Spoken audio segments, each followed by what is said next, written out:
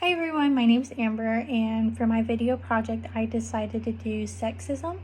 And what sexism is defined as any prejudice, discrimination, or stereotyping on the basis of sex.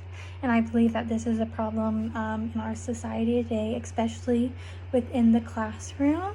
And so these next two clips are examples of what sexism could look like within the classroom. Okay class, I need two big, strong boys to help the librarian move the bookshelf. Do you have any volunteers? Okay Johnny, you need to stop crying, okay? Big boys, they don't cry. So as you saw in the previous two clips, sexism affects not only girls but boys as well.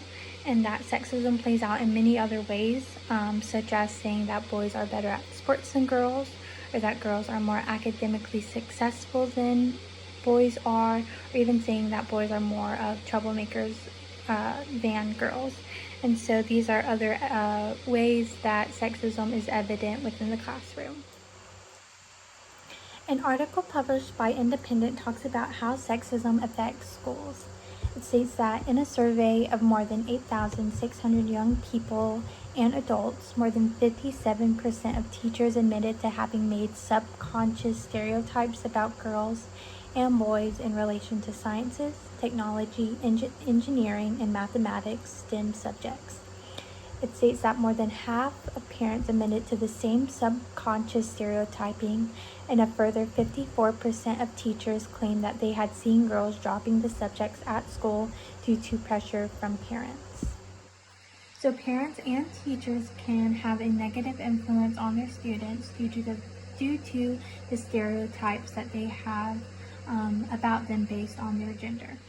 So one way that I can combat this issue within the classroom as a future teacher is first understanding what sexism can look like within the classroom, and then two, coming to know and understand my own biases so that I don't bring that within the classroom. A second way I can combat this issue is to be aware of the statements I make to my students, and making sure that I'm not saying anything that is discriminatory of their gender, because that can not only affect how they view themselves, but how they view their peers around them as well. Another way I can combat this issue is making sure that my students are aware that the classroom is a judgment-free zone, and that any stereotyping or judgments they have about others are not welcome within the classroom. Another way I can combat this issue is to make sure that my students know what stereotypes are and why stereotypes are wrong to have, and to make sure that they know that stereotypes are not only bad within the classroom, but outside of the classroom as well. It is important as a future teacher to be aware of these issues, such as sexism, and how it plays out not only in the classroom but outside of the classroom as well.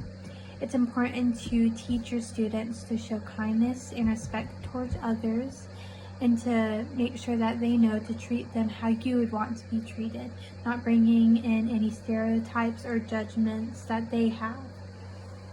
It's also important not only as students but teachers as well, and being open to others around us and treating them equally, not just in the classroom but outside of the classroom as well.